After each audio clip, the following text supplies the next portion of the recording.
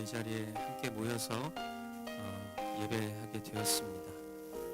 어느 것 하나 주님의 도우시는 섬세한 손길 없이는 우리가 호흡할 수도 없고 또 이 자리에 나와 하나님 앞에 당연하게 예배할 수 없는 그런 존재들인데 주님이 우리에게 베푸신 그 풍성한 은혜와 사랑으로 말미암아 오늘 우리가 이 자리에서 하나님 예배할 수 있음을 기억하시고 이 시간에 함께 감사와 또 영광의 기도로 주님 앞에 나아갈 때에 사랑하는 주님, 오늘도 정말 주님을 향한 나의 전심을 내어드리고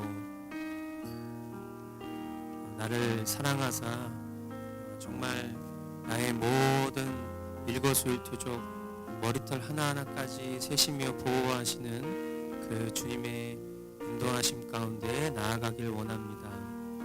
오늘 이 예배가 그 주님과 친밀한 교통이 있는 doing이 아닌 being의 존재로 주님 앞에 서는 시간 될 수 있도록 인도하여 주시옵소서. 우리 그렇게 마음 모아서 함께 기도하심으로 오늘 주일 예배 주님 앞에 올려드리도록 하겠습니다. 함께 기도하시겠습니다.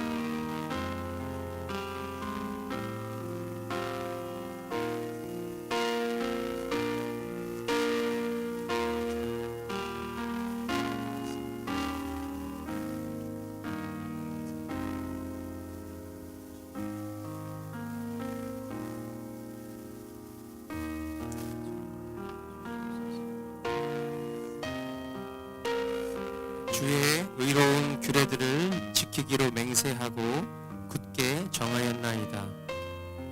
나의 고난이 매우 심하오니 여호와여 주의 말씀대로 나를 살아나게 하소서.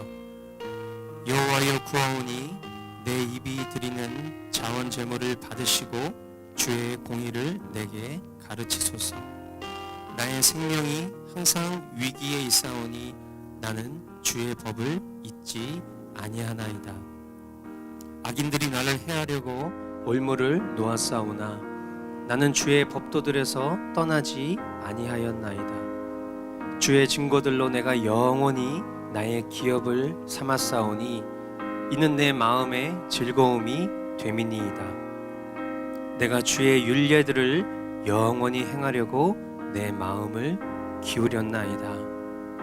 사랑하는 주님, 오늘 주님께서 허락하신 은혜의 자리, 주님을 예배하는 귀한 복의 자리를 우리에게 허락하여 주셔서 주님 감사합니다. 하나님, 주님께서 우리를 통하여서 허락하실 말씀과 또 그 말씀 앞에 경외함으로 나아가는 우리 모든 심령들의 예배를 주님께서 기뻐 흠양하여 주시고 우리의 기업이 되시고 우리의 생명이 되시고 우리의 전부가 되시는 그 주님의 살아 역사하시는 말씀 앞에 우리 모든 심령들이 전심으로 반응하며 나아가는 그런 시간 될 수 있도록 주님 인도하여 주시옵소서. 하나님, 우리가 바라고 소망하기는 오늘 이 예배에 하나님 정말 주님이 살아 역사하셔서 우리와 동행하신다는 것을 믿기에 하나님, 우리가 주님과 친밀한 교통을 나누길 원합니다. 살아 역사하시는 주님을 깊이 경험하길 원합니다. 느낌과 또 감정을 넘어 정말 주님이 우리 가운데 일하시는 그 위대한 일들을 바라볼 수 있도록 주님 인도하여 주시고 함께하여 주시옵소서.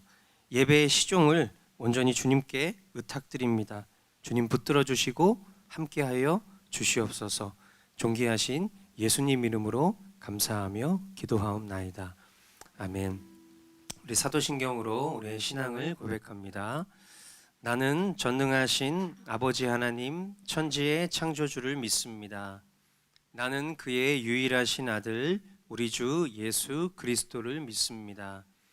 그는 성령으로 잉태되어 동정녀 마리아에게서 나시고 본디오 빌라도에게 고난을 받아 십자가에 못 박혀 죽으시고 장사된 지 사흘 만에 죽은 자 가운데서 다시 살아나셨으며 하늘에 오르시어 전능하신 아버지 하나님 우편에 앉아 계시다가 거기로부터 살아있는 자와 죽은 자를 심판하러 오십니다. 나는 성령을 믿으며 거룩한 공교회와 성도의 교제와 죄를 용서받는 것과 몸의 부활과 영생을 믿습니다. 아멘. 예, 우리 자리에 일어나셔서 우리 함께 찬양하며 나아가겠습니다.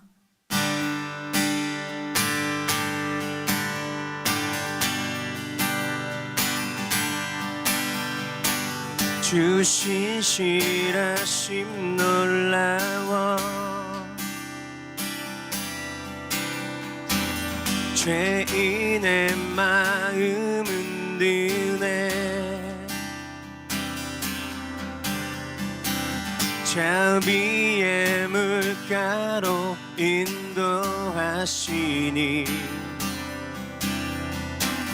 그 무엇도 끊지 못해. 다시 한번 주 신실하심 놀라워 주 신실하심 놀라워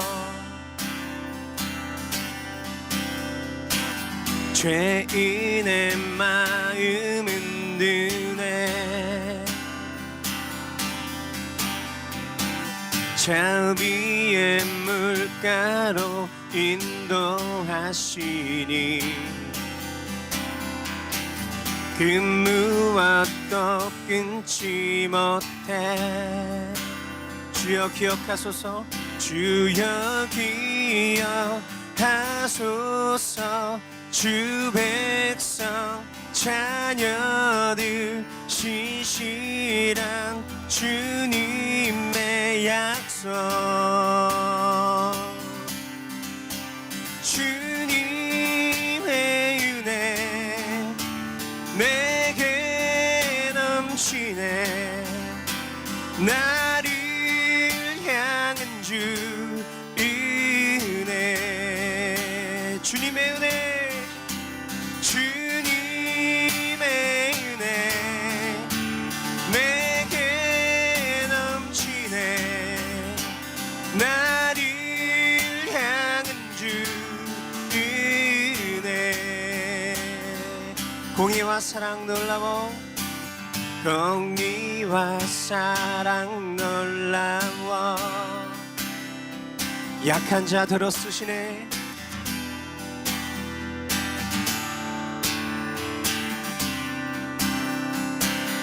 구원의 노래로 구원의 노래로 인도하시니 만백성 함께 찬양해 주여 기억하소서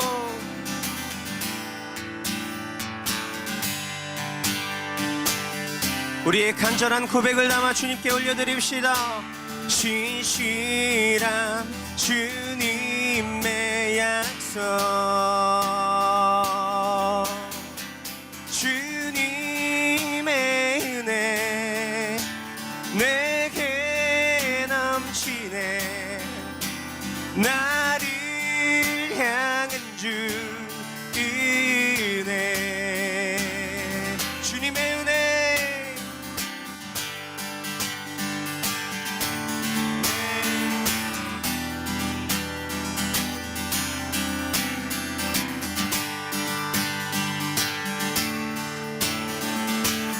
다시 한번 주님의 은혜 내게 넘치네 나를 향한 주 은혜 주여 기억하소서 주여 기억하소서 주 백성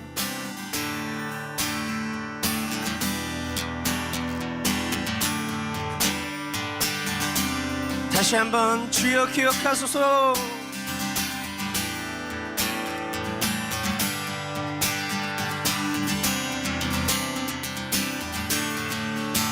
신실한 주님의 약속, 주님의 은혜 내게 넘치네. 나를 향한 주의 은혜, 주님의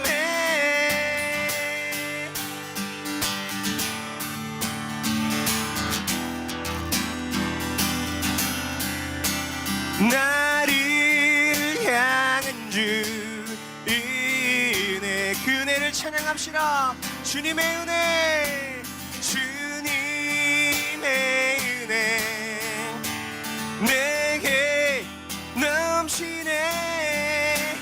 나를 향한 주의 은혜.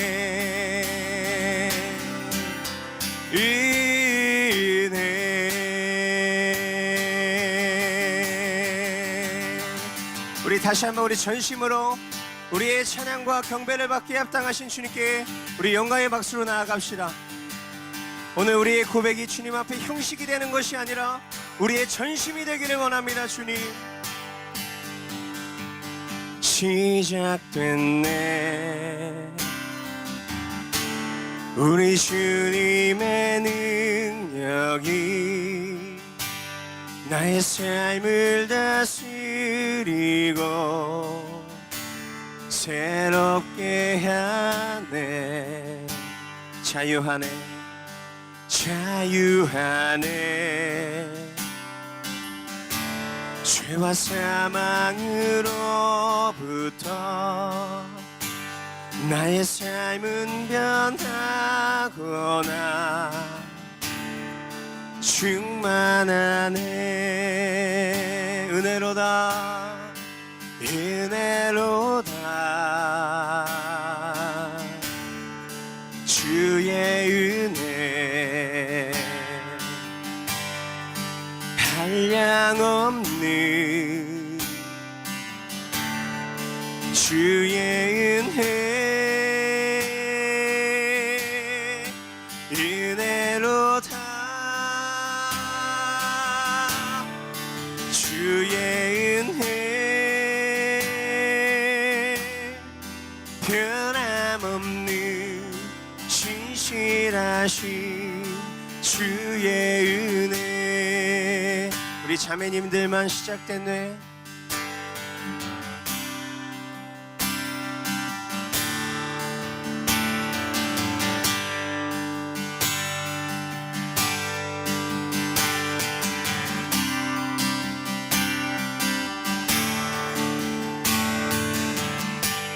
형제님들 자유하네, 자유하네.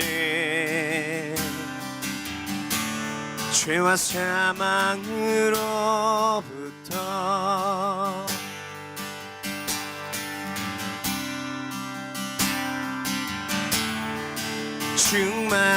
충만하네. 함께 고백합시다. 은혜로다, 은혜로다. 주의 은혜 한량없는 주의 은혜 은혜로다. 주의 은혜 변함없는 신실하신 주의 은혜 은혜로다, 은혜로다.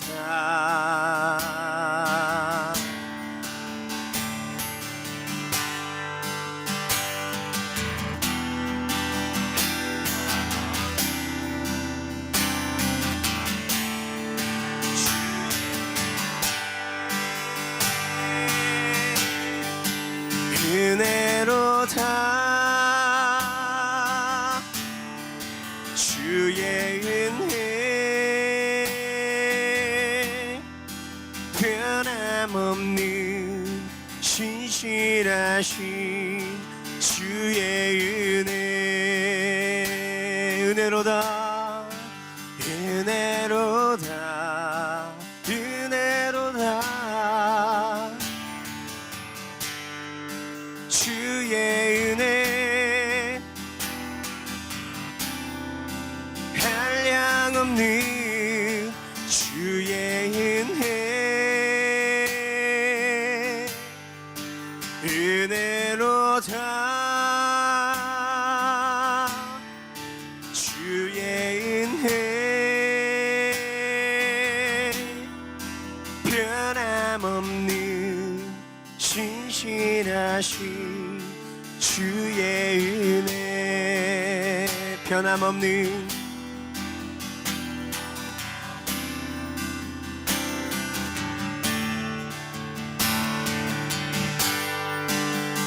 변함없는 변함없는 신실하신 주의 은혜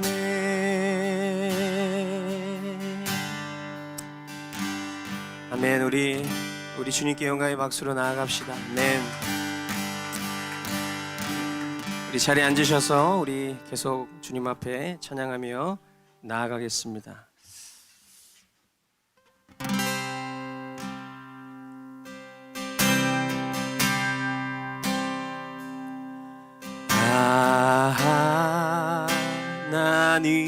하나님의 은혜로 있을 데 없는 자 왜 구속하여 주는지 난 알 수 없도다. 내가 믿고 또 의지함은 내 모든 형편 잘 아는 주님 늘 돌보아 주실 것을 나는 확실히 아네. 형제님들 왜네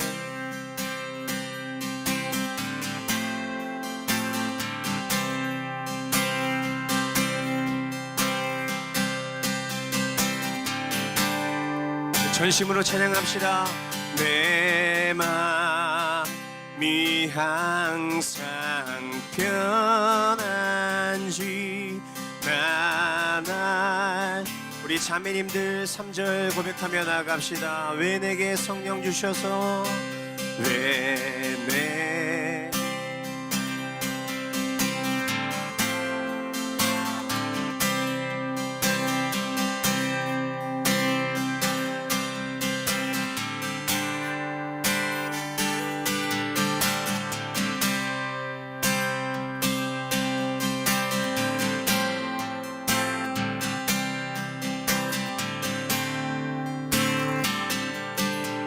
우리 다 같이 우리의 고백입니다. 주님 내가 믿고 또 의지함은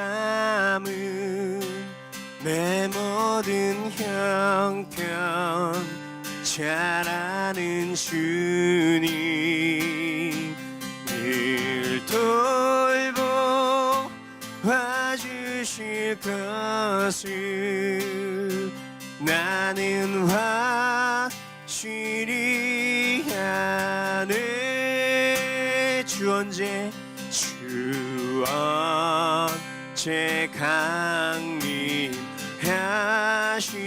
강림하실지 혹밤에 혹낮에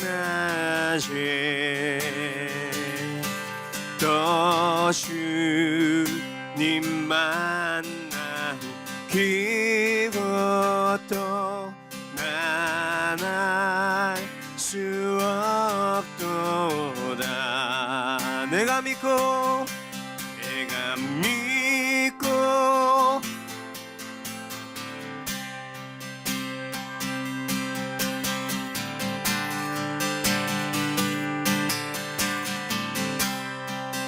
아멘.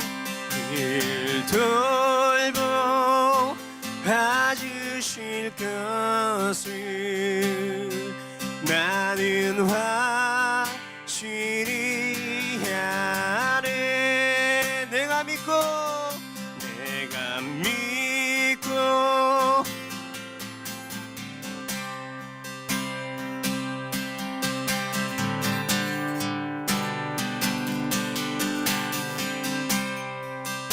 내 주님,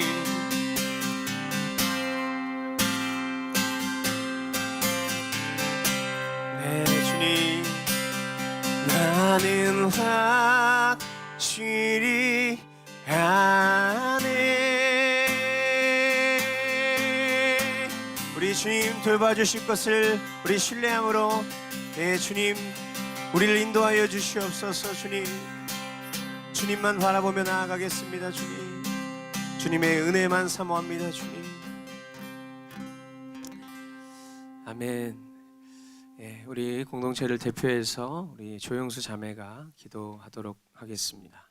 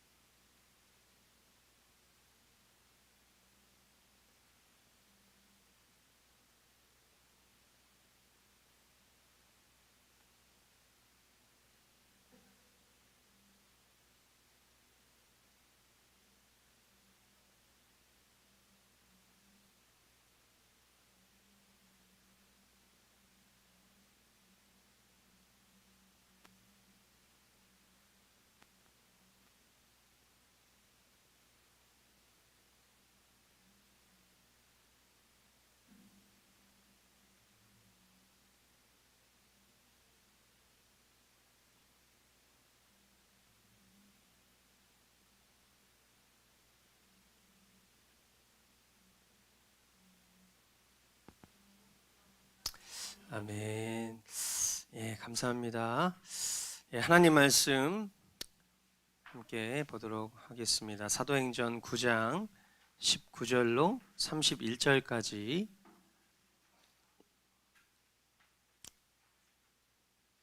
사도행전 9장 19절로 31절까지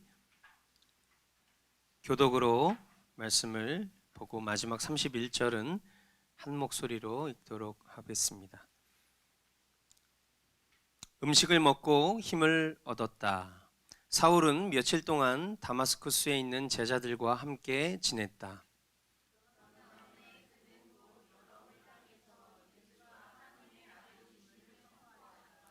그 말을 듣는 사람들은 다 놀라서 말하였다. 이 사람은 예루살렘에서 예수의 이름을 부르는 이들을 마구 죽이던 바로 그 사람이 아닌가? 그가 여기 온 것도 그들을 잡아서 대제사장들에게로 끌고 가려는 것이 아닌가?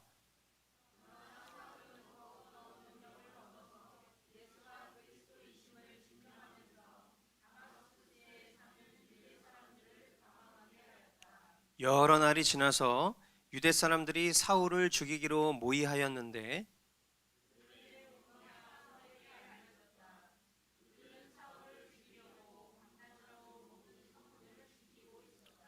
그러나 그의 제자들이 밤에 사울을 광주리에 담아서 성 바깥으로 달아 내렸다.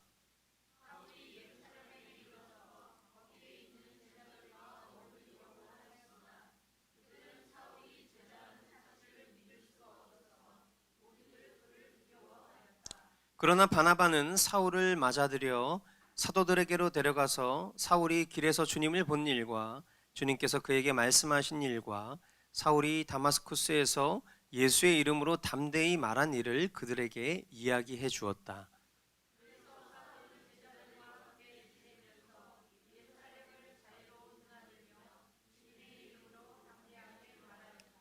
그리스말을 하는 유대 사람들과 말을 하고 토론을 하기도 하였다.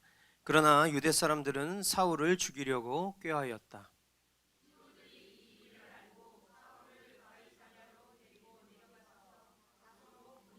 함께 봅니다. 그러는 동안에 교회는 유대와 갈릴리와 사마리아 온 지역에 걸쳐서 평화를 누리면서 튼튼히 서갔고 주님을 두려워하는 마음과 성령의 위로로 정진해서 그 수가 점점 늘어갔다. 아멘. 아멘. 한번 좀 같이 좀 따라해 주시겠습니까? 나는 그리스도 안에서 새로운 가족 공동체에 속했다. 네, 나는 그리스도 안에서 새로운 가족 공동체에 속했다. 이 고백 기억나시죠? 예, 저와 12주간 1대1로 제자 훈련을 하신 분들이라면 아마 다 이 고백이 우리가 그리스도 안에서 얻게 된 그 놀라운 세 가지 복 가운데 한 고백이라는 것 여러분들 충분히 다 기억하실 줄 믿습니다. 제가 이 내용에 대한 설명을 하면서 여러분들에게 이렇게 말씀을 드렸었어요. 나는 그리스도 안에서 새로운 가족 공동체에 속했다라는 이 명제는 단순히 우리가 어떤 속한 공동체를 떠나서 새로운 공동체로 옮겼음을 말하는 것이 절대 아니라 그리스도 밖에 있던 우리가 그리스도 안으로 들어오게 되었을 때에 우리가 하나님을 아버지로 부를 수 있게 되었고, 그리고 우리가 서로를 형제요 자매로 부를 수 있는 그런 가족 공동체로 되었다라는 것을 의미하는 표현이다라고 그렇게 설명을 해드린 적이 있습니다. 기억나시죠? 네, 기억나시는 분들이 한 두세 분 이렇게 보이는 것 같은데, 예, 어쨌든 자, 이 얘기를 이제 우리가 귀납적으로 다시 한번 이렇게 생각을 해보면 우리가 서로 지체들을 향해서 뭐라고 얘기해요? 형제님, 자매님 이렇게 얘기한단 말이에요. 그죠? 우리가 서로를 형제, 자매라고 부를 수 있게 된 것은 아버지가 같다는 거예요. 한 하늘 아버지를 두었다라는 의미인 것인데, 우리가 하나님을 아버지라고 부를 수 있을 중요한 관문이 있는데, 그 관문이 뭐냐면 예수 그리스도를 믿을 때 우리가 하나님을 아버지라고 부를 수 있는 그런 복을 경험하게 된다라는 것입니다. 아멘. 이 고백이 저와 여러분들의 오늘의 고백이 되어야 하는 것이죠. 아멘. 제가 왜 이 이야기를 서두에 이렇게 말씀을 드리냐면, 이 다메섹 도성에서 예수님을 그리스도로 믿게 된 사울은 말이에요, 이전과는 전혀 다른 새로운 교제를 시작하게 되었습니다. 원래 사울 주변에는 항상 유대교 랍비들이 그의 친구로 늘 포진되어 있었을 텐데, 오늘 이 말씀 서두에 보니까 예수님을 믿는 그리스도인 친구들이 이제 그 주변에 있게 된 모습을 우리가 살펴볼 수 있게 돼요. 우리가 방금 전 고백한 그대로 그리스도 안에서 새로운 가족 공동체에 속하게 된 것이죠. 누가요? 사울이 말이에요. 그리고 존재가 바뀐 그에게 그 바뀐 존재가 그 사울의 삶으로 드러난 변화가 있는데, 그 변화가 무엇이냐면 그 전에 옛 자아의 존재였던 사울은 예수를 믿는 사람들을 잡아다가 죽이려고 했었던 그런 사람이었는데, 이제는 존재가 바뀌니까 복음을 전하는 사람이 되었다라는 것입니다. 오늘 20절 말씀에 보니까 그런 다음에 그는 곧 여러 회당에서 예수가 하나님의 아들이심을 선포하였다. 아멘.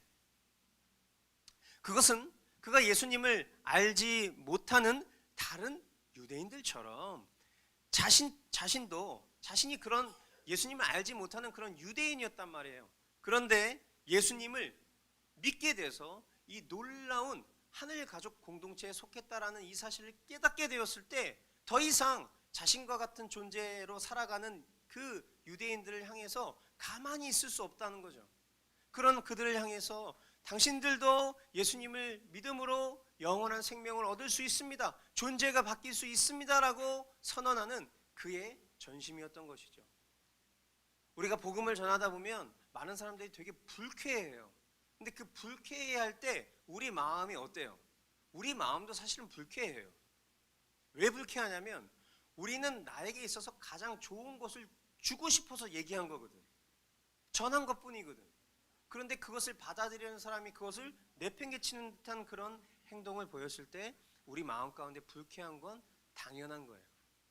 하지만 그 당연함을 넘어서 우리가 어떤 존재였는지를 기억할 수만 있다면, 그런 존재로부터 하나님께서 우리를 어떻게 변화시켜 주셨는지를 깨달을 수만 있다면 우리는 그 불쾌함은 일순간일 뿐이죠. 그를 향한 전심의 마음은 어떻게 해서든지 이 영원한 생명을 함께 누리길 원하는 그 마음을 전할 수 있게 되는 거예요. 이런 그 사울의 변화는요, 사울을 아는 모든 사람들을 당혹해 하고 있습니다.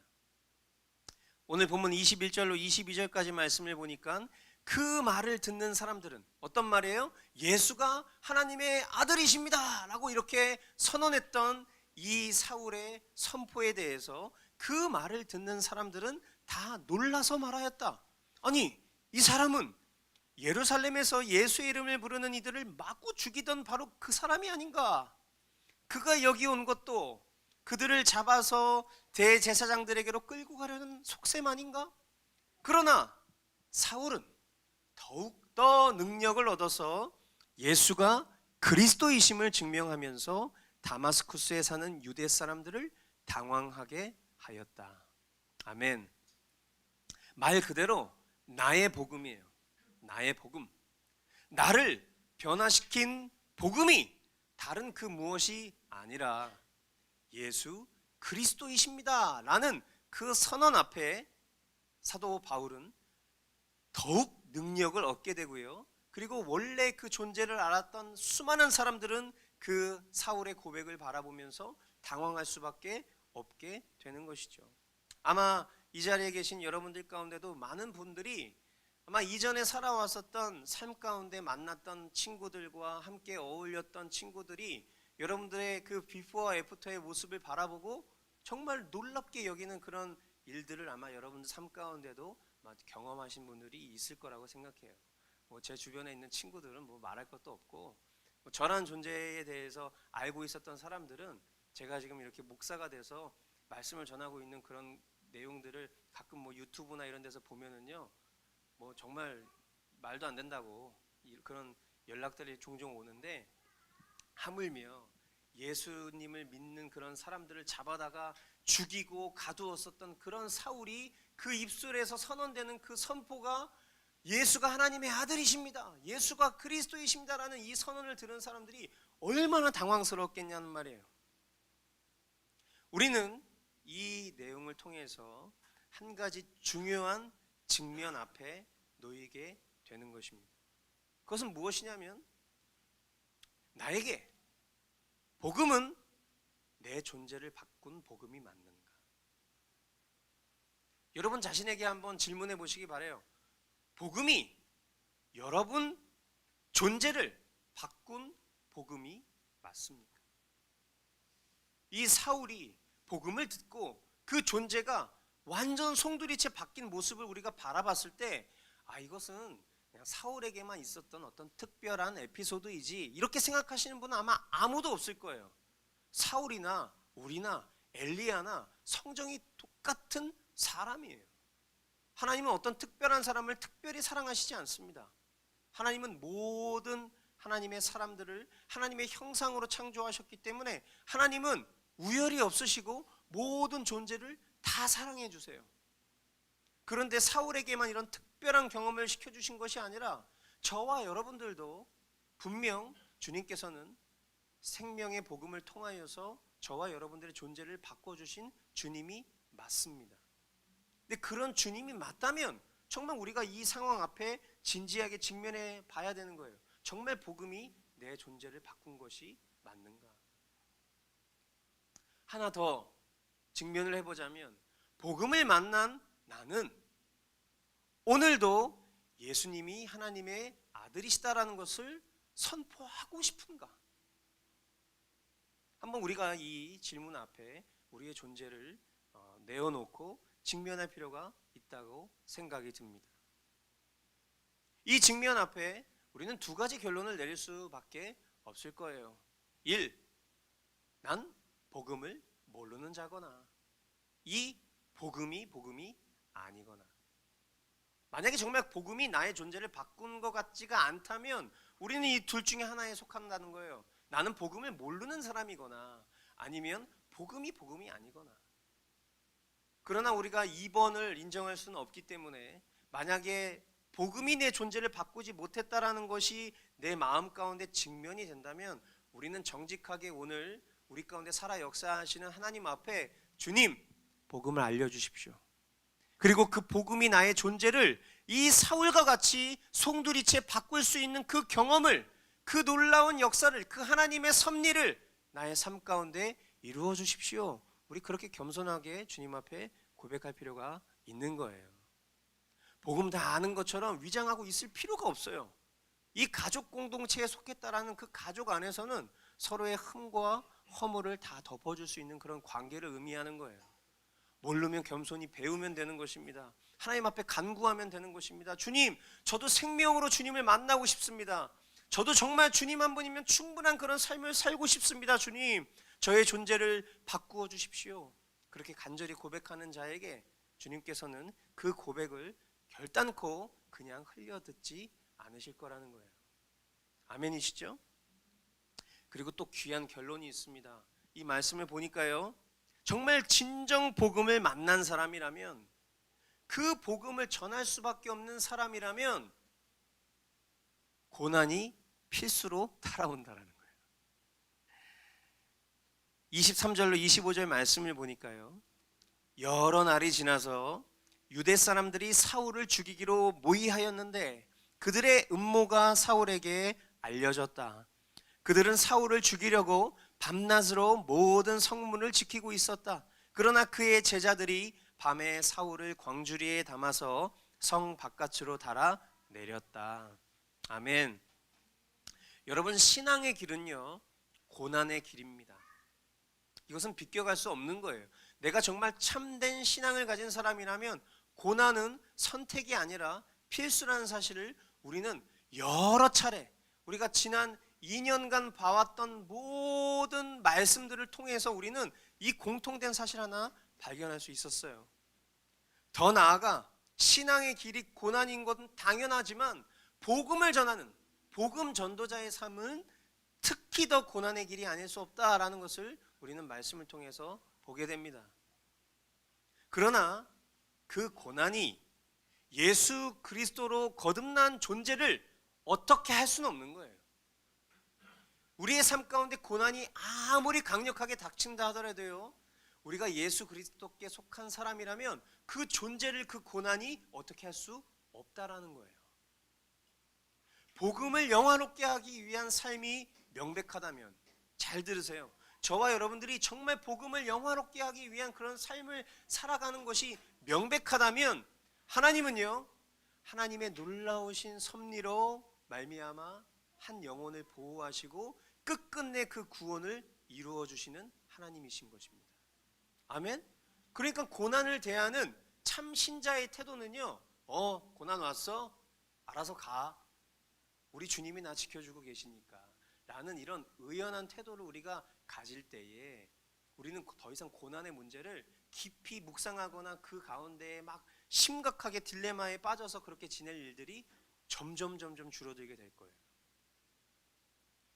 사울이요, 바울이 될 수 있었던 것은 어떤 놀라운 특별한 그에게 능력이 있었기 때문이 아니에요. 여기서 지금 사람들이 이 사울을 죽이려고 모의하여서 만약에 죽이는 것을 성공했다면 사울이 바울로 기록된 이 이후의 말씀들을 우리는 보지 못했을 거란 말이에요. 그런데 사울이 바울이 될 수 있었던 것은 그에게 닥친 고난 가운데 피할 길을 내셨던 주님의 놀라운 보호하심이 있었기 때문에, 그의 생명을 연장시켜 주시고 그로 하여금 하나님이 약속하신 게 있잖아요. 무슨 약속하셨어요? 사울을 변화시켜 주시면서 내가 그를 이방인들에게 복음을 전할 도구로 내가 택한 그릇으로 삼았다. 그 약속을 해주셨잖아요. 근데 그 약속 그냥 나 그냥 그때 한번 해준 거였어, 기분 좋게. 주님이 그렇게 말씀하실 분이 아니잖아요. 그 약속을 성취하실 것이란 말이에요. 그 약속에 대한 것을 붙들고 있는 사울 입장에서도요, 고난이 딱 닥쳤을 때 여기서 내 인생 끝나지 않는다라는 확실한 믿음이 있었을 거란 말이에요. 왜? 주님이 나에게 그렇게 말씀하셨습니다. 그리고 사울이 바울이 되게 할 수 있었던 이 주님의 놀라운 보호하심을 통하여서 그를 통해 선포된 복음이 결국 2000년이 지난 오늘날 저와 여러분들에게까지 전달되게 된 놀라운 역사가 주님의 이 강권적인 섭리 가운데 있었다라는 것입니다. 그렇기 때문에 우리가 복음을 만났고 그리고 복음의 증인으로 살아감에 있어서 혹 이 자리에 아직 복음을 아직 만나지 못한 분들이 있다면 잘 들으세요. 그 놀라운 복음이 여러분들의 삶을 어떻게 책임지고 나아갈지를 여러분들이 신뢰하실 수 있게 되기를 바라요. 그렇게 우리가 복음을 전할 때에 우리 삶 가운데 겪게 될 수많은 고난과 또 앞으로 우리가 겪게 될 고난까지도 두려워할 이유가 전혀 없는 것은 그 모든 섭리가 주님의 주권 가운데 있다. 아멘. 여러분 이 사실만 명백히 여러분들이 붙잡으실 수 있다면 여러분들의 모든 삶 가운데 처한 모든 상황들 가운데 여러분들은 이렇게 고백하실 수밖에 없는 거예요. 주님이 하십니다. 모든 것 주님이 하십니다. 그리고 더더욱 주님만 기대합니다. 아멘. 늘 말씀드리지만 이 고백이요, 결론이 될 수밖에 없다는 것을 저는 신앙하면서 점점 더 깨닫게 되는 것 같아요. 처음에는 복음학교 가서 배운 그런 어떤 캐치프레이즈 정도로 이해했다면 삶을 살아가면 살아갈수록 진짜 이 결론 말고는 답이 안 나오는 거예요. 주님만 기대합니다. 주님이 하실 거예요. 더더욱 주님만 기대합니다. 이 결론밖에는 나오지 않는 존재가 복음을 만난 자의 결론이지 않나 싶습니다. 아멘. 26절로 27절 우리 한 목소리로 한번 읽어보도록 하겠습니다. 사울이 시작.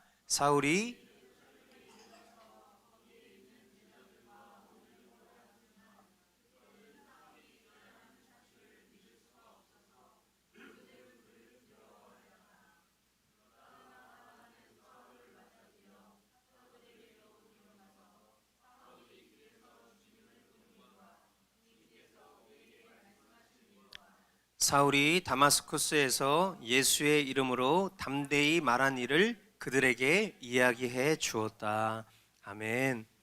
여러분 우리가 앞서서 봤었던 23절에 보면 여러 날이 지나서라는 이런 표현이 있어요. 여러 날이 대충 어느 정도인지 성경이 되게 러프하게 기록한 것 같지만 갈라디아서 1장에 보면은 말이죠, 사울이 3년이라는 시간이 지났다라는 그 고백 안에 그 가운데 어떤 일들이 있었는지에 대한 기록이 갈라디아서 1장에 나옵니다. 거기 보면 여러 날을 3년이라는 시간이 지나서 베드로를 만나기 위해서 예루살렘으로 향하게 돼요. 그리고 그곳에서 베드로를 만나서 15일 동안 베드로랑 함께 지냅니다. 거기에 예수님의 동생이었던 야고보도 함께 어울리게 돼요. 그러니까 예수님의 동생이었던 야고보와 베드로와 사울이 만나서 그 가운데 영적인 교제를 나누는 15일이라는 시간을 보내게 되는 거예요. 어벤져스들이 함께 만나는 거죠.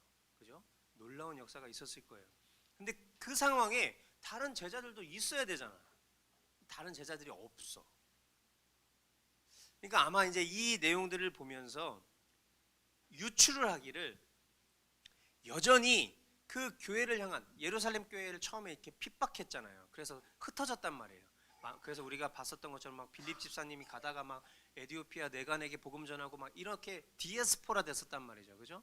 근데 3년이라는 시간이 지난 거예요. 그리고 사울이 이제 정말 주님의 인도하심과 또 그 먼저 앞길을 갔었던 그 믿음의 선배들을 만나고자 하는 그 열망이 있었기 때문에 예루살렘, 자기가 핍박했었던 그곳으로 다시 돌아간 거예요.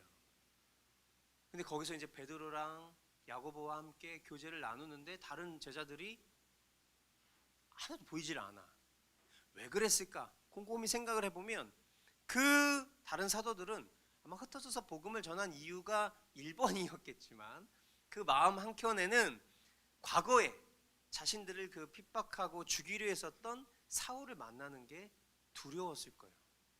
그죠? 왜냐하면 그의 진심을 확인한 적이 없기 때문이에요. 오늘 본문이 그런 얘기를 하고 있기 때문이에요. 그러니까 아무리 사울이 3년이라는 시간 동안 그가 복음을 만났고 그리고 그가 복음을 전하는 자로 바뀌었다라는 소문을 들었는데 마음 가운데 이런 마음이 있을 수 있는 거야. 저거 위장일 수도 있어. 저런 식으로 했다가 어느 순간 우리의 은신처를 급습해서 우리 모두를 다 잡아 죽일 수도 있을 거야 라는 이런 사도라고 해서 완전한 인간이 아니기 때문에 마음 가운데 그런 두려움이 있었을 수도 있겠다. 어떻게 보면 이런 모습들이 사실 복음의 연합을 이루는 데 있어서 장애물이 될 수 있잖아요. 이럴 때 이런 어려움 가운데 이런 관계를 중간에서 중재하면서 그들의 관계를 연합할 수 있도록 도운 인물이 나타나는데 그 인물이 바로 이 말씀에 등장하는 바나바인 것입니다. 구약에 다윗과 요나단이 있었다면 신약에는 바울과 바나바. 어감이 탁탁 달라붙잖아요. 그죠? 우리 입에 되게 익숙한 표현들이잖아요. 다윗과 요나단, 바울과 바나바. 그죠? 굉장히 익숙해요. 그러니까 아주 어떻게 보면 뭐 요즘 표현으로 얘기하면 별 좋은 얘기는 아니지만 브로맨스 같은 거. 그죠? 굉장히 서로 돈독한 우정을 가지고 있는 사람. 서로가 서로에게 하나님이 보내주신 그런 서로를 보완해 줄 수 있는 관계. 이 바나바라는 인물 우리가 몇 주 전에 살펴봤었던 사도행전 4장에 보면 바나바 어떤 사람이었어요? 자신의 밭을 팔아가지고 그것을 공동체에 헌금했던 아주 헌신적이고 신실했었던 사람이었죠. 그리고 우리가 이제 앞으로 보게 될 11장에 보면은 뭐라고 또 바나바를 표현하고 있냐면 착하고 성령이 충만하고 믿음이 신실한 자 이렇게 표현하고 있단 말이에요. 이 바나바가 사울과 그리고 사도들 사이에 귀한 연결고리가 되어서 그들로 하여금 그리스도 예수 안에서 새로운 가족 공동체가 무엇인지 그것을 깨닫게 해줄 수 있는 귀한 도구로 쓰임을 받게 되었다. 우리가 이 흘러갈 수 있는 이 내용 안에서도 우리가 직면해야 되는 것은 무엇이냐면 우리가 이러한 이들이 되어야 된다는 거예요. 우리는 보통 사람들을 판단하고 평가할 때 용모와 신장으로, 하나님은 용모와 신장을 보시지 않고 무엇을 보시죠? 중심을 보세요. 그죠? 우리 마음의 동기를 보신다는 거예요. 그런데 우리는 그렇지 않아요. 우리는 그냥 그 사람이 좀 뺀지르르하고 그 사람이 좀 이쁘장하면 뭔지 그 사람 신뢰하는 그런 경향이 있어요. 그죠? 그리고 키 크고 막 뭔가 이렇게 보기에도 좀 좋아 보이면 이 사람 뭔가 신뢰할 만한데 뭔가 남루하고 떼떼대하고 뭐 하고 막 이러면 그런 사람들을 볼 때 그 사람이 뭘 할 수 있겠어? 이런 생각을 갖는단 말이에요. 근데 하나님 절대 그런 분이 아니에요. 그리고 정말 하나님의 신실한 사람들은 절대 그러지 않아요. 그리고 또 어떤 들리는 소문이 있어요. 선입견이 있어요. 그런 걸로 복음 안에서 연합하는 것을 회파하는 그런 사람들이 돼서는 안 되는 것입니다.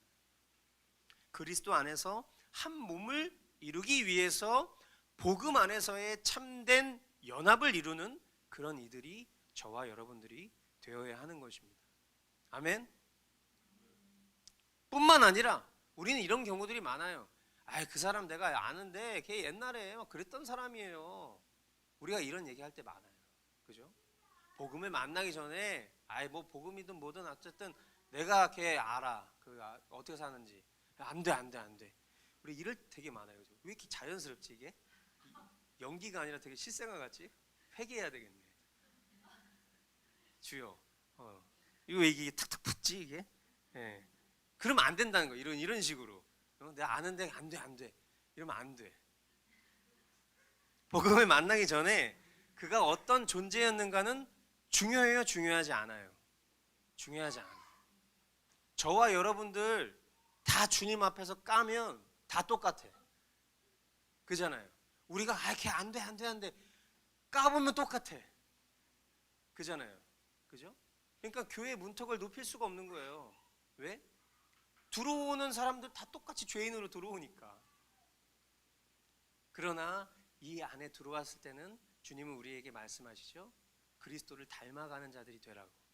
그러니까 교회 문턱은 낮아야 되지만 들어오면 우리는 그리스도를 닮아가는 것에 열중해야 되는 사람들이 돼야 되는 거예요. 그러니까 그 교회 문턱 밖에 있는 사람들로 하여금 우리의 변화된 모습을 통하여 그들이 우리의 그 변화된 이유가 무엇인지를 궁금케 해야 되는 것이죠. 도대체 넌 무슨 소망을 갖고 사는 거야? 너 어떻게 된 거야? 라고 했을 때 우리가 언제든지 그들에게 내가 이렇게 된 이유는 나의 어떤 열심과 공로 때문이 아니라 주님의 은혜 때문이야. 오늘 우리가 찬양으로 고백했었던 그 고백들 주님의 은혜 때문이야. 죄인의 마음 흔드네. 우리의 마음을 흔드셔서 우리로 하여금 탈탈 털어 우리 안에 예수 그리스도의 새 생명으로 변화시켜 주신 그 주님의 은혜가 나를 이렇게 바꾼 것이야 라고 선언할 수 있을 때 그것이 정말 주님을 영화롭게 하는, 복음을 영화롭게 하는 그런 삶이라는 것을 여러분들이 기억하실 수 있게 되기를 바랍니다. 아멘. 그래서 주님을 알지 못하는 자들이 주님을 알 수 있는 자들로 그 사이에 우리가 중매쟁이가 되는, 매치메이커가 되는 그런 존재로 살아가는 것이 저와 여러분들이 이 세상을 살아가는 삶의 목적이자 태도인 것입니다. 아멘. 28절로 30절 말씀을 보겠습니다. 그래서 사울은 제자들과 함께 지내면서 예루살렘을 자유로 드나들며 주님의 이름으로 담대하게 말하였고 그리스말을 하는 유대 사람들과 말을 하고 토론을 하기도 하였다. 그러나 유대 사람들은 사울을 죽이려고 꾀하였다. 신도들이 이 일을 알고 사울을 가이사랴로 데리고 내려가서 다소로 보냈다. 아멘. 바나바의 도움을 통해서 사울은 이제 예루살렘에서 그를 통해 예수를 믿게 된 제자들이 생긴 것 같아요. 그래서 그 제자들과 함께 더욱 날선 복음을 전하게 되었습니다. 그리고 때론 그와 원래 한편이었던 그리스 말을 하는 유대인들, 헬라파 유대인, 우리 이렇게 많이 익숙한 사람들이죠. 그 유대인들하고 이제 변론을 하게 된 거예요. 야, 너 일로 와봐. 너 지난번에 우리 같은 편이었잖아. 근데 너 어떻게 된 거야? 어떻게 됐냐는 말이지. 복음이 뭐냐면 막 얘기를 하다 보니까 무슨 그런 소리 하는 거야? 너 원래 너 가벨리엘 학파 아니야? 너 서울대 출신 아니야? 너 왜 그렇게 사람이 무지해졌어? 너가 무지한 거야. 왜 이게 무지한 거냐면 하면서 또 막 이런 변론들을 막 서로 주고받았겠죠. 그러다가 변증을 하기도 하였을 거예요. 그러다 보니까 여러분 진리는 진리인 거예요. 세상의 그 어떤 고등학문이 성경 앞에 와도 그 고등학문이 성경을 이길 수 없는 것은 성경은 하나님의 말씀이기 때문입니다. 아멘. 변증을 했을 때에 이 변증의 승패는 정해져 있는 거예요. 근데 사람들 마음이 어때요? 내 주장이 먹히지 않으면 마음이 어때요? 막 갑자기 막 울그락불그락 막 화가 나기 시작하는 거예요. 근데 거기다가 게다가 한술 더 떠서 이 사울이라는 사람은 한때 내가 또 흠모하고 존경했던 사람이기도 했어. 그 사람처럼 돼야지 이런 마음이 분명히 있었을 거란 말이에요. 이 유대인들 마음 가운데. 나이 지긋하신 분들은 우리 차세대, 우리 유대 회당을 이끌어갈 차세대 리더야 이런 생각 분명히 있었을 거란 말이에요. 근데 그런 사람이 갑자기 존재가 바뀌어가지고 예수가 그리스도다, 하나님의 아들이다 막 이런 얘기를 했었고 막 와가지고 막 이래버리니까 짜증이 나는 거야. 근데 그 짜증이 폭발해가지고 죽여버려 저 자식. 단체로. 그런 마음이 드는 거죠. 이 격분이 얼마나 위협적이었냐면 사울이 거기 있을 수가 없는 상황이 돼버린 거예요. 거기서 아니 나는 피할 수가 없습니다. 죽으면 죽으리라. 나는 여기서 오늘 끝장을 보고 순교하겠습니다. 그것도 되게 좋은 믿음인데 사울은 약속을 믿었어요. 약속을. 저와 여러분들은 언약을 믿어야 돼요. 약속을 믿어요. 어떤 약속? 지금 이 유대인들하고 노닥거릴 시간이 없는 거야. 왜? 하나님이 나를 택하신 이유가 이방인들에게 복음을 전할 택한 그릇으로 삼으셨다는 걸 알고 있어. 사울만 알고 있는 게 아니야. 그와 함께 있었던 제자들도 다 알고 있는 거야. 그러니까 이 막 죽이려고 덤벼드는 거야. 얼마나 무섭겠어요. 그죠? 근데 무서워하지 않는 거야. 의연하게 이 위협적인 상황 가운데서도 두려움 없이 사울은 가이사랴로 내려가서 다소로 가게 돼요. 다소는 사울의 고향입니다. 그리고 이러한 상황을 마치 3인칭 관찰자 시점처럼 누가가 기록을 했으니까 이 장면을 바라보던 누가가 31절을 이렇게 기록을 하는데요. 31절 우리 같이 한 목소리로 읽어보도록 하겠습니다. 시작. 그러는 동안에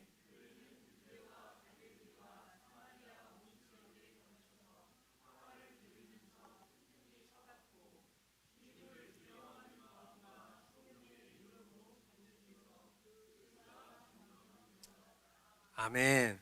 예. 옆에서 막 난리 버거지가 막 일어나는데 평화로운 사람 보면 어때요? 얄밉죠. 예. 얼마나 얄미웠을까 이 유대인들이. 그죠? 지금 상황과 환경은요. 고난과 죽음 앞에 이 두려움 가운데 이 교회를 핍박하고 없애려 하는 그런 상황이잖아요. 그런데 성도들과 이 사울과 이 및 제자들은요. 요동치를 않습니다. 오히려 유대와 갈릴리와 사마리아에 있는 모든 교회들이 이 내용들을 다 듣고 그들도 핍박을 겪고 있지만 성경은 뭐라고 기록하고 있냐면 온 지역에 걸쳐서 평화를 누리고 있다. 아멘. 경고히 세워져 가고 있다. 아멘. 그런 현상을 볼 수 있는, 우리의 싸움은 혈과 육에 대한 싸움이 아니지. 이런 주변에 많은 위협들이 있어도 우리의 싸움은 이런 싸움이 아니야. 우린 영적인 싸움을 해야 되는 사람들이지. 라는 그 마음 있는 사람들은요, 정말 참 성도라면 그 현상을 바라보는 것이 아니라 그 너머의 주님의 약속과 뜻을 알고 있는 사람이라면 말이죠. 평강 가운데 그 평강을 허락하신 주님을 경외하는 마음과 성령의 위로를 오이코도 메오했다. 뭐예요? 증진시켜 나아갔다. 아멘. 내가 뭔가 그렇게 생각해야지라고 최면을 거는 게 아니라 그 상황 자체가 오이코도 메오 하는 거예요. 그렇게 이끌어서 증진시켜 주시는 거예요. 할렐루야. 아멘.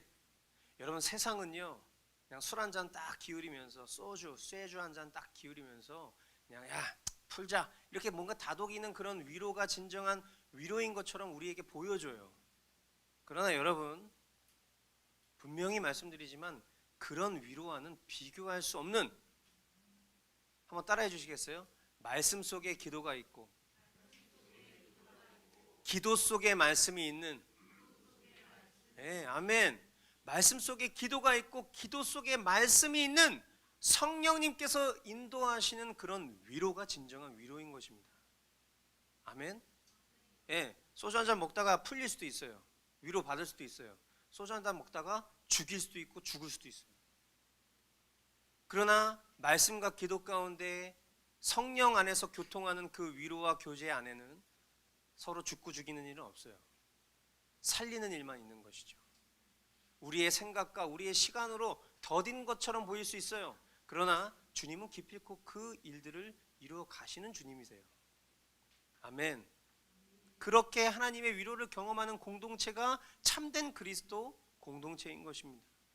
이런 하나하나의 작은 간증과 열매들이 공동체 가운데 맺혀갈 때 오늘 그 31절 맨 마지막에 뭐라고 써 있어요? 그 수가 점점 늘어갔다. 아멘. 늘 말씀드리지만 교회의 양적, 질적 부흥은 어떤 스킬이나 행사나 프로그램에 있지 않습니다. 여러분 꼭 기억하시기 바라요. 주님이 인도하시는 것 가운데 그 주님의 인도하심에 우리가 경외함과 순종함으로 반응하는 그 공동체에게 주시는 하나님의 역사인 거예요. 하나님의 선물인 것이라고 제가 쓰려고 그러다가 선물이란 단어를 제외하고 역사로 바꿨어요. 왜? 우리가 하나님의 선물하면 마치 질적으로 양적으로 부흥해야 그것이 하나님이 선물 받은 것으로 여기기 때문이에요. 근데 하나님의 역사는요, 그게 아니에요. 하나님의 거룩하신 뜻 가운데 그 공동체가 세워져 가는 것이 하나님의 역사인 거예요.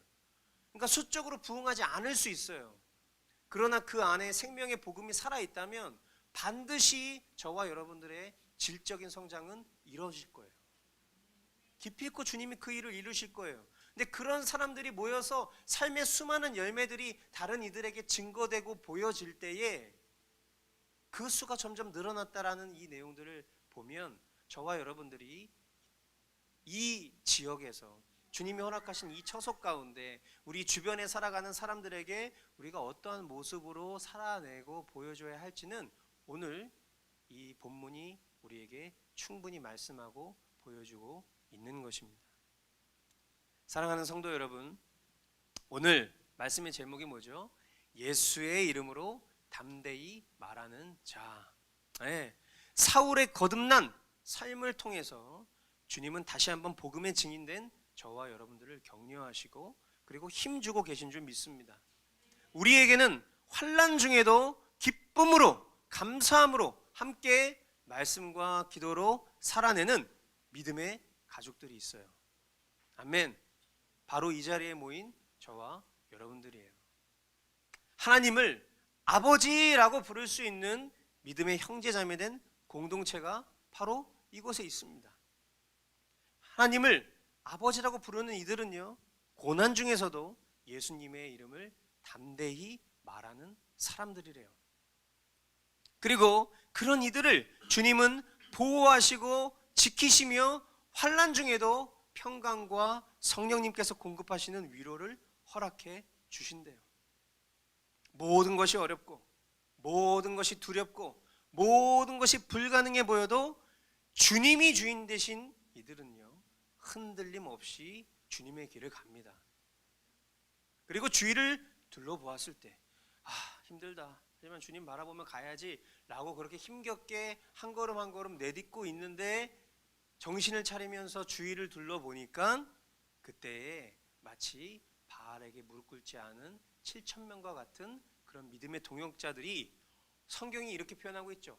구름대같이 허다한 증인들이 우리 주변에 있다는 것을 보게 되는 거예요.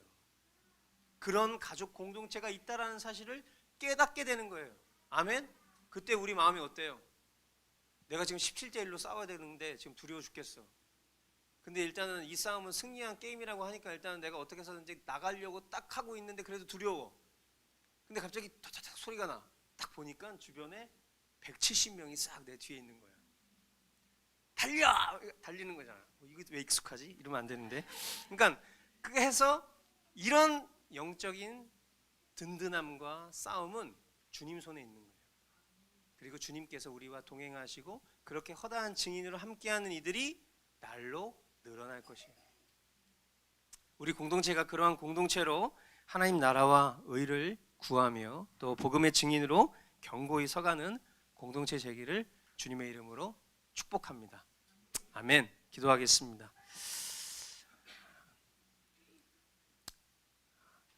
사랑하는 주님, 오늘도 주님께서 우리에게 허락하신 이 말씀을 통하여 하나님 우리가 나음을 얻고 그리고 주님께서 우리 각 사람에게 허락하신 그 은혜와 깨달음으로 말미암아 하나님 우리가 우리의 삶의 자리에서 예수 이름을 담대히 선언할 수 있는 그런 자들로 살아갈 수 있기를 간절히 소망합니다. 그 일이 우리의 최선과 열심으로 이루어지는 것이 아니요 주님의 도우심과 주님의 동행하심과 주님이 행하시는 일들로 말미암아 이루어지는 이름을 믿고 신뢰하며 하나님 우리가 나아가는 그 길목에 여러 많은 장애물과 두려움이 있을지라도 믿음의 주요 온전케 하시는 예수 그리스도를 바라볼 때에 우리 가운데 든든한 백이 되시는 그 주님이 우리보다 먼저 앞서 그 길을 가시며 우리로 하여금 그 길을 평강 가운데 걸어갈 수 있도록 인도해 주시는 줄 믿습니다. 하나님, 우리 귀한 성도들 한 사람 한 사람 주님께서 날마다 믿음을 더하여 주시고 우리가 주님 앞에 나아갈 수 있는 그 유일한 길과 방법은 기도 안에 말씀이 있고 말씀 안에 기도가 있는 그 말씀과 기도의 삶뿐임을 이 시간 다시 한번 명백히 하며 하나님 주님의 약속, 주님의 말씀 안에 있사오니 그 약속 붙들고 나아가기에 주저함 없는 그런 우리 모든 성도들 다 될 수 있도록 인도하여 주시옵소서. 혹 우리 가운데 아직 복음에 무지하고 복음을 알지 못하여 정말 주님의 뜻 가운데 살아가지 못하는 심령들이 있다 하면 주님 오늘 선포된 말씀과 또 주님이 허락하신 기회를 통해 계속하여 복음을 알 수 있는, 하나님의 뜻을 깨달을 수 있는 은혜와 지혜를 허락하여 주옵시고, 하나님 정말 복음이 우리의 존재를 바꾼 것이 명백하다면 우리의 드러난 삶의 태도가 복음을 전하는 삶임을 기억하며 하나님 복음의 증인된 삶 포기하지 않고 끝까지 살아낼 수 있는, 아니 그렇게 살게 하시는 주님의 은혜 붙잡을 수 있도록 인도하여 주시옵소서. 이루실 주님만 기대하옵고 예수 그리스도의 이름으로 기도하옵나이다. 아멘.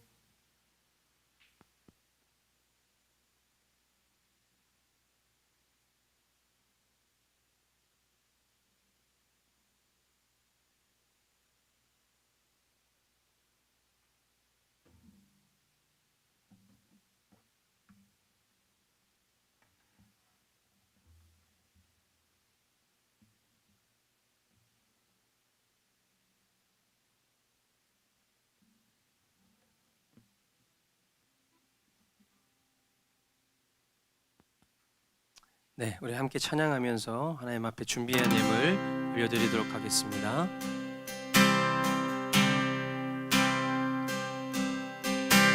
나를 변화시키지 못한 복음은 복음이 아니요 죄의 믿음으로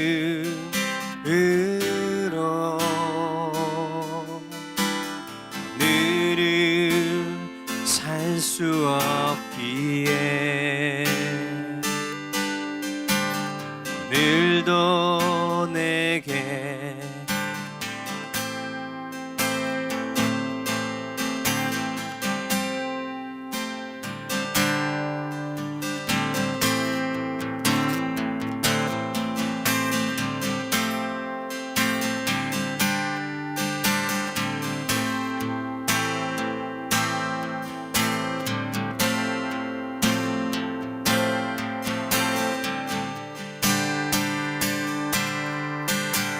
내가 그리스도와 함께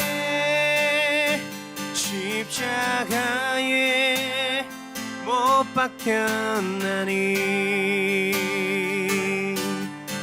이제는 내가 사는 것이 아니요 내 안에 그리스도로 사나니 더 이상 예전처럼 살 수 없는 것이라 그것이 나의 믿음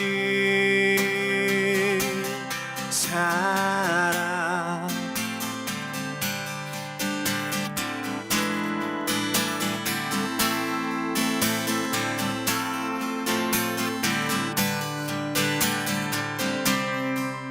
내가 그리스도와 함께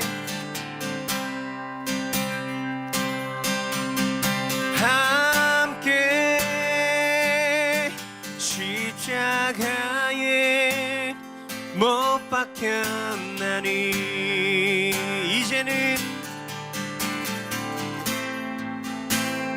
우리 믿음으로 선포합시다. 내 안에 그리스도로 사나니 아멘. 더 이상 예전처럼 살 수 없는 것이라 그것이 나의 믿음 살아 내리 나의 복음 예수 그리스도 살아가리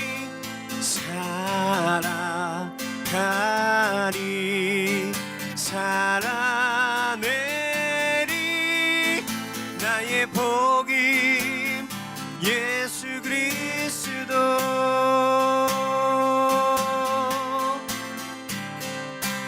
아멘.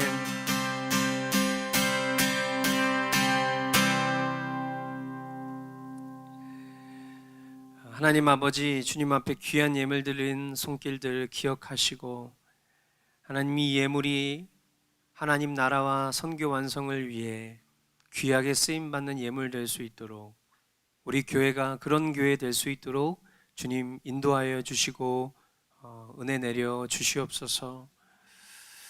지금 이 자리에 함께하지 못한 우리 믿음의 가족들이 있습니다.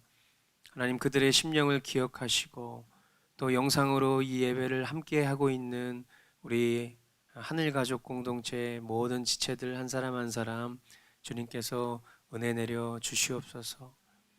이제는 우리를 죄악 가운데에서 구원하신 아들 예수 그리스도의 은혜와 하나밖에 없는 아들 우리에게 전부로 내어주셔서 그 사랑 십자가 위에서 확인시켜 주신 성부 하나님의 다함없는 사랑과 지금 이 순간에도 우리의 심령 가운데 내주하셔서 우리에게 위로 교통하시는 성령님의 위로가 오늘 예수의 이름을 담대히 선언하기를 다짐하고 결단하는 고개 숙인 모든 성도들 머리머리 위와 우리가 살아가는 선교지, 우리의 일터, 가정, 우리의 이웃, 그리고 우리나라 대한민국, 더 나아가 세계 열방 가운데 이제부터 영원까지 함께 있을지어다. 아멘. 아멘. 아멘. 아멘.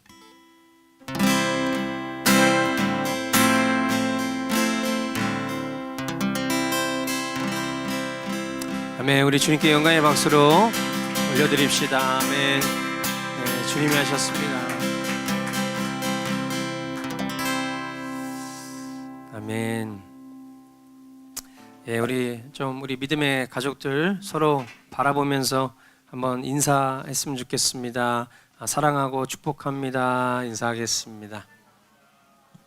예, 주님이 하셨습니다. 인사하겠습니다. 광고 나눌 텐데요. 잠깐 오늘 좀 전달해야 될 내용들이 있기 때문에 잠깐 좀 앉아서 여러분들이 함께 좀 정확하게 들으셔야 되는 내용들이니까요. 조금 정숙한 마음으로 계속 광고 들어주시면 좋겠습니다. 자, 이번 주 금요일 날 말씀 기도회가 있습니다. 이제 새로운 처소에서 우리가 처음 하는 말씀 기도회니까요. 여러분들 함께 많이 참여해 주시고 14일 금요일 저녁 8시 참여해 주시면 좋겠습니다. 그리고 하루 전날 13일 목요일에 제가 안수를 받고 또 우리 교회가 속한 한국 독립교회 선교연합회 목회자분들 몇 분이 이제 좀 방문을 하시기로 했습니다. 저녁에. 그래서 여러분들 뭐 우리 교회를 이렇게 축복하고 또 격려하시겠다고 뭐 자원해서 찾으시겠다고 하셔서 제가 오시라고 했어요. 그래서 생각해 주시고 같이 기도해 주시면 좋겠고요. 일단 12월 달에 예비되어 있는 일정에 대해서 여러분들한테 좀 말씀을 드릴 텐데, 일단 12월 25일 날 저희가 이제 작년 크리스마스 때는 저희가 별도의 행사를 따로 예배를 하지 않고 우리가 이제 주일과 겸하여서 하고, 그리고 우리가 주변에 있는 이웃들에게 우리가 선물을 나눠주고 했었던 그런 시간들을 보냈었는데, 이번에 25일 날은 저희가 성탄 감사 예배를 드리기로 했습니다. 그래서 오전 11시에 성탄 감사 예배가 있으니까요. 여러분들 꼭 기억해 주시기를 부탁드리고, 정말 중요한 것은 31일부터 이제 5일까지 느헤미야 기도회라는 것을 우리가 이제 시행을 하게 되었습니다. 느헤미야 기도회에 대해서 아마 이제 이 자리에 계신 분들 중에 아시는 분들도 있고 또 모르시는 분들도 있을 텐데, 모르시는 분들을 위해서 좀 상세하게 설명을 드려야 될 것 같아서 이제 여러분들에게 좀 광고를 드리는데요. 느헤미야 기도는 우리가 잘 아는 그 그 성경에 나오는 느헤미야처럼 그 느헤미야가 정말 나라와 민족을 위해서 정말 하나님 나라를 위해서 정말 기도했었던 그런 사람이잖아요. 기도의 파수꾼과 같은 그런 사람인데 그 기도의 파수꾼과 같은 마음으로 우리가 마태복음 6장 33절에 있는 너희는 그의 나라와 그의 의를 구하라. 너희는 먼저 그의 나라와 그의 의를 구하라. 그리하면 모든 것을 너희에게 더하시리라. 여기서